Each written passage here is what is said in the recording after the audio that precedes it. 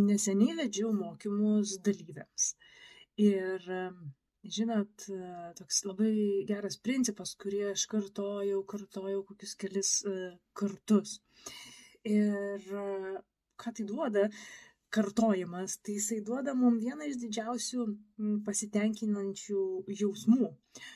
Kartojimas, ar ne? Nes kartojimas leidžia mums džiaugtis, kad mes kartojame ir mums kažkas gaunasi, mums pavyksta.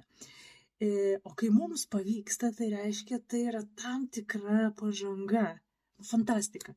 Ir tas principas, kurį aš jau girdėjau ne pirmą savaitę, yra kaizen.